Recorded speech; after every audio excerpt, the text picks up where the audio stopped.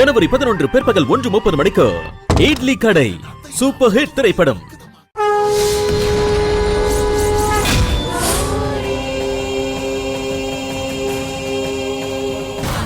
துர்காவுக்கும் தனக்கும் வித்தியாசம் தெரிஞ்சிடக்கூடாதுன்னு தான் துர்கா மாதிரியே இவளும் தலையில பூ வச்சு சுத்திக்கிட்டு இருக்கா. கனகா யாரு துர்கா யாருன்னு தெரியறதுக்கு 2 பேருக்கும் நடுவுல நாமளே ஒரு வித்தியாசத்தை உண்டு பண்ணணும். அதுவும் அவளுக்கு தெரியாத மாதிரி பண்ணணும். அப்பதான் நம்மளால கனகாவை கண்ணாடி முன்னாடி கொண்டு வந்து நிறுத்த முடியும். புரிஞ்சுதா? புரியுதுண்ணே. சரி சரி, இப்ப அசோக் கூப்பிட்டுருக்கா, அங்க போலாம் வாங்க.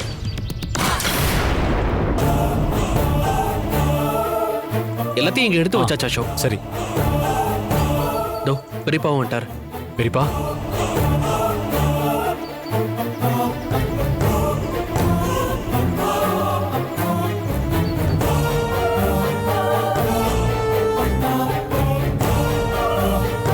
பெரியப்பா, வந்திருக்கிற ஊர் பெரியவங்களுக்கு வேஷ்டி புடவையெல்லாம் கொடுத்து பொங்கல் விழாவை ஆரம்பிச்சு வைங்க. சரிப்பா.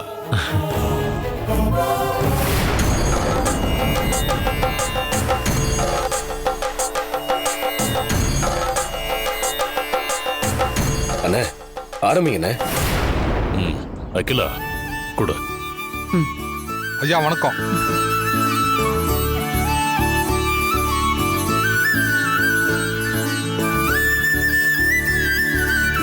நன்றிங்க ஐயா. கொடுங்கண்ணே. இந்தாங்க.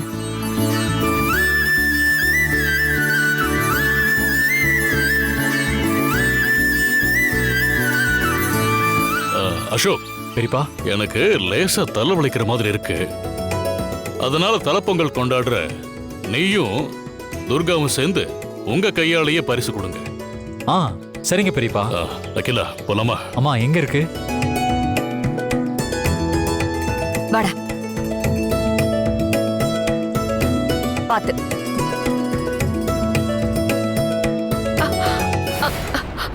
நான் தான் கொடுப்பேன். நான் தான் துர்கா. ஏய் நில்லு. நான் தான் துர்கா. நான் தான் எடுத்து தரணும். நான் தான் துர்கா. நான் தான் கொடுப்பேன். போதும், நிப்பாட்டுங்க. நான் தான் துர்கா, நான் தான் துர்கான்னு இப்பவே ஆரம்பிச்சிட்டீங்களா? ஊர்க்காரங்க முன்னாடி சண்டை போட்டு என் மானத்தை வாங்காதீங்க. கொஞ்சம் அமைதியா இருங்க. அண்ணா இருக்காரு, நாங்க பாத்துக்கிறோம். அண்ணே எடுத்து கொடுங்க. வணக்கம். வாங்க வாங்க. இந்த அசோக். சின்னையா, உங்க வாழ்க்கையில இப்படி ஒரு சோதனை வரும்னு நான் நினைச்சு கூட பார்க்கலங்க ஐயா. இருந்தாலும் பொங்கல் பொங்குற மாதிரி உங்க வாழ்க்கை என்னைக்கும் சந்தோஷமா இருக்கணுங்க ஐயா. உங்களுக்கும் என்னோட பொங்கல் வாழ்த்துக்கள். நான் வரேன் ஐயா.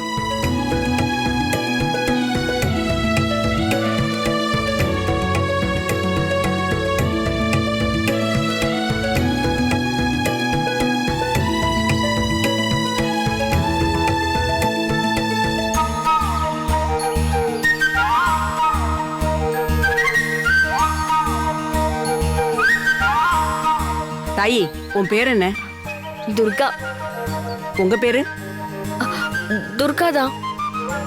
சின்னவரே, அந்த கனகதுர்கா அருளால நீங்க நல்லா இருக்கணும். சீக்கிரம் இந்த குழப்பமெல்லாம் சரியாகி உங்களுக்கு கண் பார்வை திரும்ப வரணும். பொங்கலோ பொங்கல். பொங்கலோ பொங்கல். இந்த அசோக் கொடு.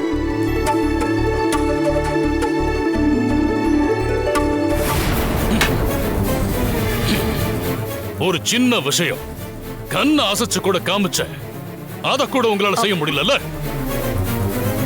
பெரியவரே, 2 பேரும் ஒரே மாதிரி புடவை கட்டி இருக்கிறாங்க. தலையில ஒருத்தி பூ வைக்கலையே, அவதான் கனகா நினைச்சு அழைச்சிட்டு வந்தா அவ துர்காவா இருக்கா? தலையில பூ வச்சுக்கிட்டு அந்த கனகா ரொம்ப துணிச்சலா நம்ம முன்னாடியே வந்து நிக்கிறா. ஐயோ, எனக்கு ஒண்ணுமே புரியல பெரியவரே. அப்பா, 2 பேருக்கும் ஒரு வித்தியாசத்தை உண்டு பண்ணணும்னு சொன்னீங்கல்ல, ஒண்ணு வேணா பண்ணலாமா? ஒருத்தி மேல தண்ணி எடுத்து ஊத்திட்டா அவ வேற கலர் புடவைய மாத்திட்டு வருவாள். எப்படி ஐடியா? டேய், இந்த ஐடியா நல்லா தான்டா இருக்கு. என்ன நல்லா இருக்கு? இதெல்லாம் ஒரு ஐடியா? சின்ன புள்ளத்தனமா சொல்லிக்கிட்டு இருக்கா? நல்ல ஐடியாவா? உங்களை எல்லாம் வச்சுக்கிட்டு என்ன செய்ய போறேன்னே தெரியல.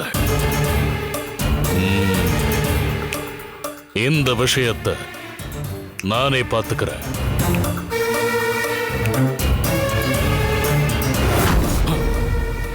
ஐடியா கிடைச்சிருச்சு. அவங்க 2 பேருக்குமே நிரந்தரமான வித்தியாசத்தை உண்டு பண்றேன். என்ன பண்ண போறீங்க பெரியவரே?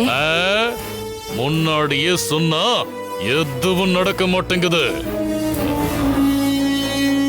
நான் செஞ்சுட்டு சொல்றேன்.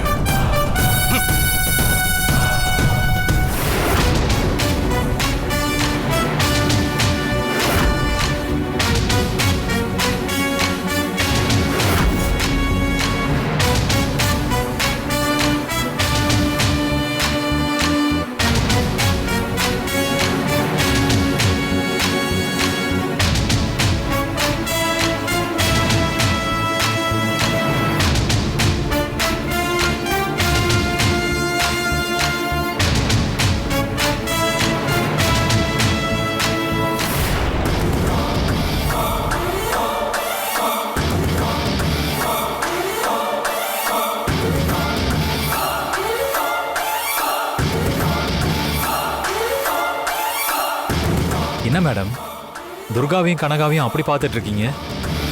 துர்கா கனகான்னு சொல்றீங்க, ஆனா அவங்கள கனகா யாரு துர்கா யாருன்னு உங்களால சொல்ல முடியுமா? மேடம், அதை கண்டுபிடிக்க தானே இந்த பொங்கல் ஃபெஸ்டிவலை ஏற்பாடு பண்ணியிருக்கோம். ஆனா இந்த கனகா ஏன் துர்கா மாதிரி வேஷம் போட்டுட்டு நடிக்கிறானே தெரியல.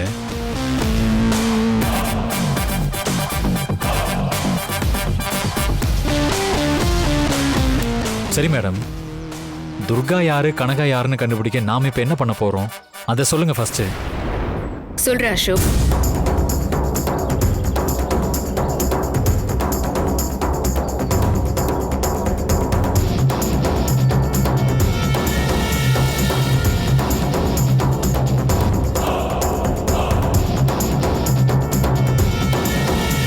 சூப்பர் மேடம், இந்த பிளான் கண்டிப்பா ஒர்க் அவுட் ஆகும்.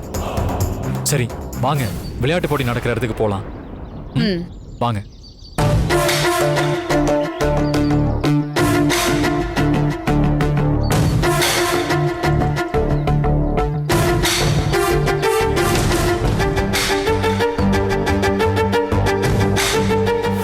இன்னைக்கு ஜமீன் ஐயா வீட்டுல பொங்கல் விழாவை முன்னிட்டு நம்ம பாரம்பரிய விளையாட்டான சிலம்பு போட்டி நடக்க போகுது. இதுல கலந்துக்க வந்திருக்கிறது யாருன்னா, 8 திக்கு ஜில்லாவிலையும் சிலம்பத்துல வெற்றி கொடி நாட்டி வர நம்ம சிலம்பு செல்வன் மணிமாறன் தான்.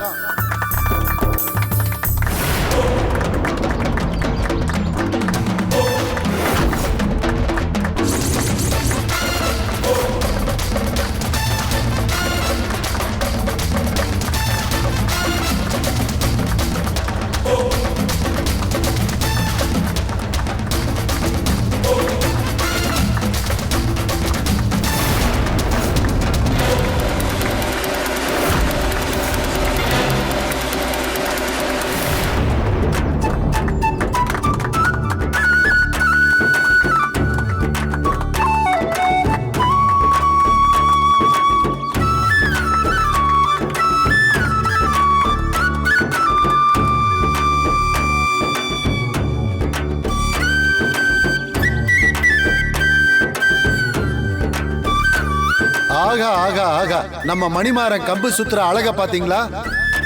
எத்தனையோ வீராத வீரனை எல்லாம் நெத்தியில பொட்டு வச்சு தோக்கடிச்சாரு.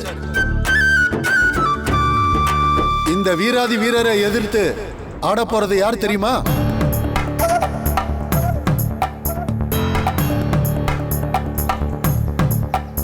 நம்ம ஜமீன் குடும்பத்தோட இளம் சிங்கம்.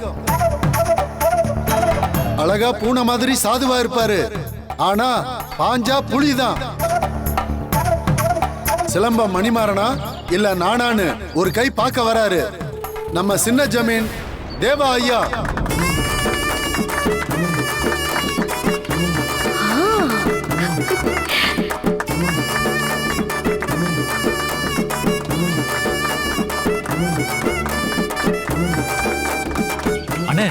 போங்கண்ணே. நான் எதுக்கு? போங்கண்ணே. எனக்கு இதெல்லாம் வராதுடா. அண்ணே போங்கண்ணே, உங்க ஆட்டத்தை காட்டுங்கண்ணே, போங்க. சரி இரு.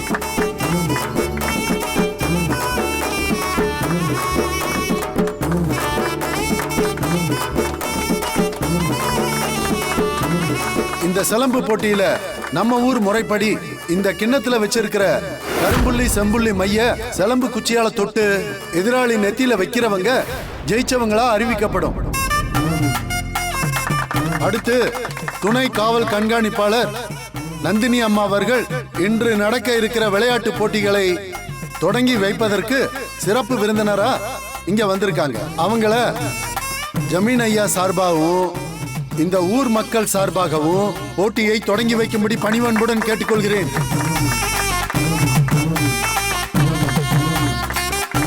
போட்டி ஆரம்பிக்கலாம்.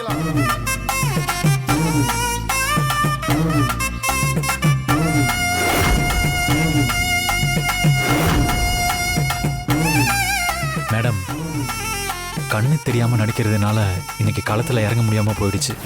இல்லைன்னா தேவானனுக்கு பதிலாக நான் தான் களத்துல இறங்கியிருப்பேன். ஓ, உங்களுக்கு சிலம்பம்லாம் தெரியுமா? தெரியுமாவா? சூப்பரா விளையாடுவேன் மேடம்.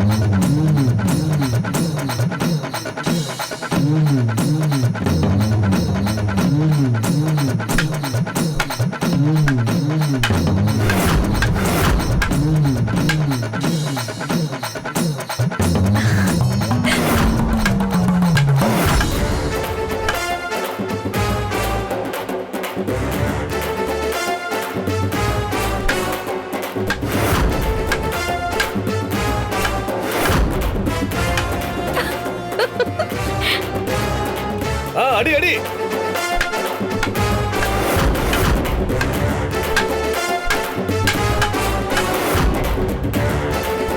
விடாத விடாத விடாத, அப்படிதான் அடி.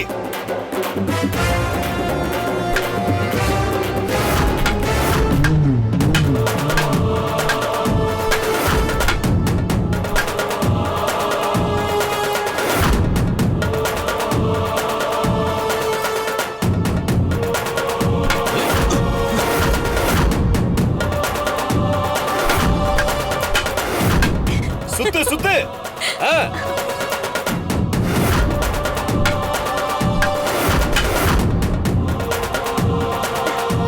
ஐயோ, அடி விடாத.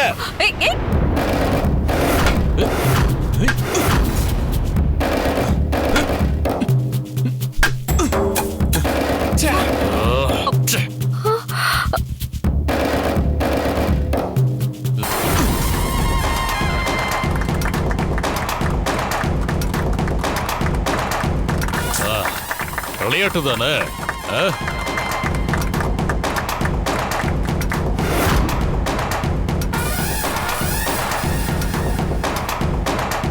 அண்ணே விடுங்கண்ணே, இது சும்மா ஒரு விளையாட்டு தானே, விடுங்க.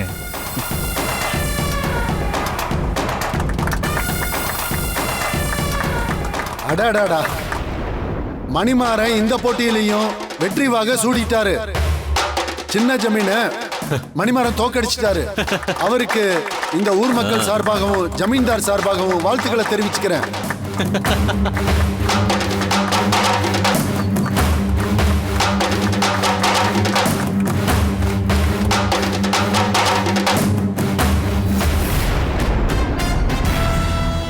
மணிமாறன் கூட போட்டி போட யாருக்காவது விருப்பம் இருந்தா இவர் கூட போட்டியில கலந்துக்கலாம்.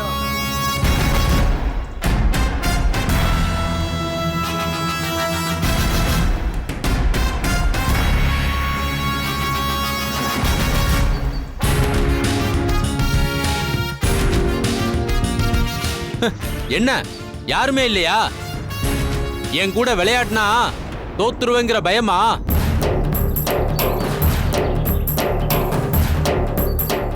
ஜமீன் குடும்பத்துல வேற ஆம்பளைங்களே இல்லையா?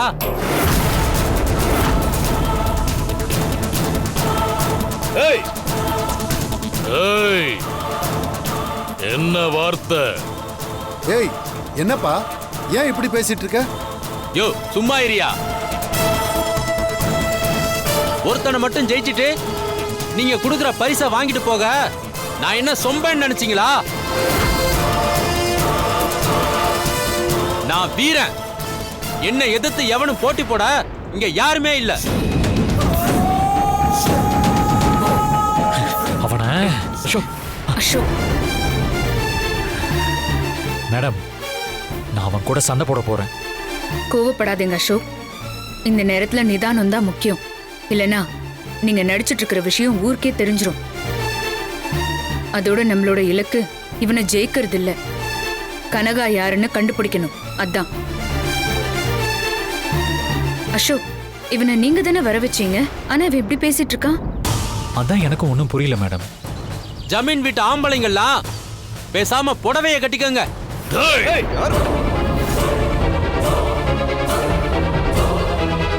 என்னடா சொன்ன? நான் வரேன்டா. ஜமீன் ஐயா, உங்கள மாதிரி வயசான ஆள் கூடலாம் நான் கம்பு சுத்தினா சுத்த வீரனான எனக்கு தான் அவமானம். விளையாட்டுக்கு என்னடா வயசு? உன்னால முடிஞ்சா என்ன ஜெயிச்சு காட்டு. இல்லன்னா தோத்துட்டன்னு ஒத்துக்கோ. நெத்தியில பொட்டு வாங்கிட்டு போயிட்டேரு. அப்போ உங்க நெத்தியில பொட்டு வைக்கணும்னு முடிவாயிருச்சு. அதை யாரால தடுக்க முடியும்? சரி வாங்க, ஒரு கை பாத்துரலாம்.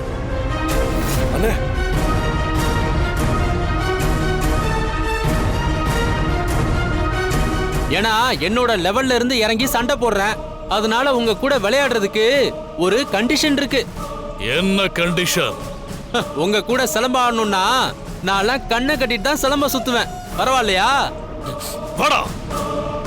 என்ன அவ்வளவு சாதாரணமா எடை போட்டல்ல, இன்னைக்கு நீயா நானு பாத்துரலாம்டா. பெரியயா,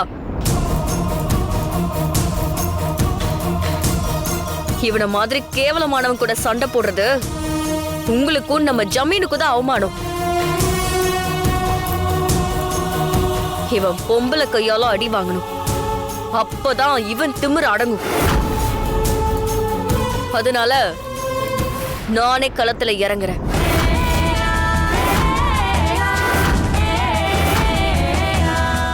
வாரே வாவ், ஜமீன் குடும்பத்துல இருந்து ஒரு பெண் சிங்கம் வருது. பாவமா தான் இருக்கு பாக்குறதுக்கு. வா, இன்னைக்கு நீயா நானு பாத்துருவோம்.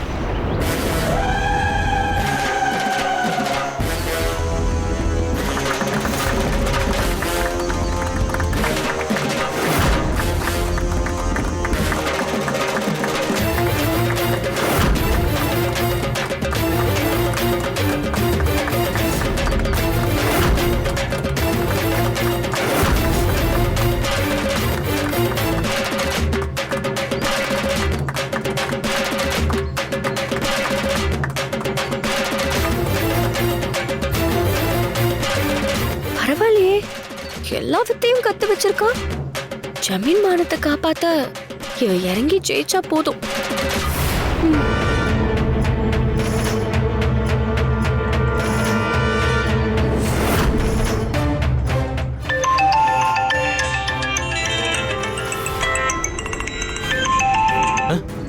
ஹலோ, வணக்கங்கய்யா. பெரியவங்க என்ன ஃபோன் பண்ணிருக்கீங்க? டேய் மணிமாறா, வணக்கம்டா. சிலம்பத்திலேயே நீ பெரிய கெட்டிக்காரன், வீரன். இந்த வட்டாரத்திலேயே உன் கூட மோதி யாரும் ஜெயிச்சதில்லைன்னு எனக்கு நல்லா தெரியும். ஆனா நீ எனக்கு ஒரு உதவி பண்ணணும்டா. என்னன்னு உத்தரவு மட்டும் போடுங்க, அப்படியே செஞ்சிடறேன். டேய், என் வீட்டுல துர்கா கனகான்னு 2 பேர் இருக்காளுங்க. பார்க்க ஒரே மாதிரி இருப்பாளுங்க. அவளுகள்ல ஒருத்தி உன் கூட சிலம்ப சண்டை போட களத்துல இறங்குவா. அப்ப அவ முகத்துல கரும்புள்ளி செம்புள்ளி குத்தி நீ அவளை அசிங்கப்படுத்தணும். அதுக்கு என்னங்கய்யா, நீங்க உத்தரவு கொடுத்தா அப்படியே செஞ்சிடுறேன். டேய் டேய் டேய் டேய், இதுக்கு பின்னாடி ஒரு முக்கியமான விஷயம் இருக்கு. களத்துல வைக்கிற கரும்புள்ளி செம்புள்ளி மயில, கருப்பு மயில மட்டும் அழிக்கவே முடியாத கொஞ்சம் பச்சை குத்துற மையையும் அது கூட சில கெமிக்கலையும் கலந்து என் ஆளை அங்க கொண்டு வந்து வைக்க சொல்றேன். அது உடம்புல பட்டா அதை அழிக்கவே முடியாது. சாகர வரைக்கும் கரும்புள்ளியாவே இருக்கும். அந்த மைய நீ உன் சிலம்பத்தால அவன் முகத்துல வச்சு விடணும். அசோக் உனக்கு கொடுக்க போற பணத்தை விட 10 மடங்கு நான் அதிகமா தரேன். நான் ரெடிங்கய்யா.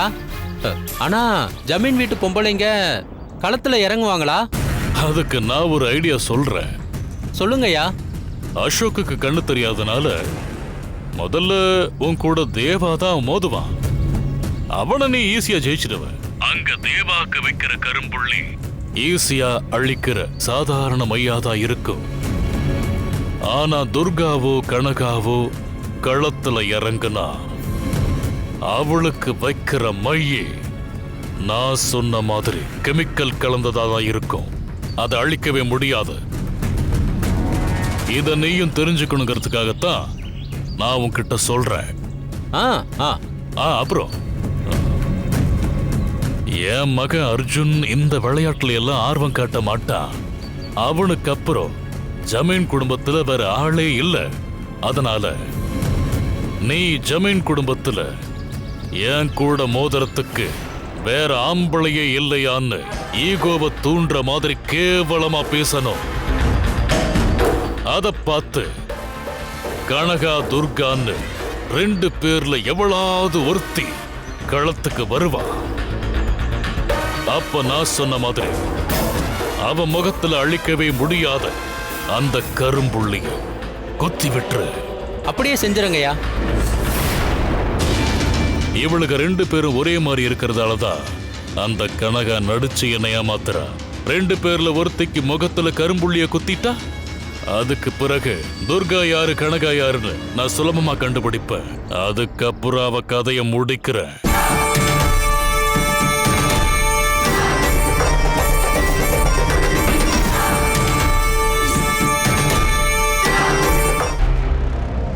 வதந்தி ஜனவரி 14, 15, 16 தேதிகளில் பிற்பகல் 1:30 மணிக்கு நமது கலைஞர் தொலைக்காட்சியில்.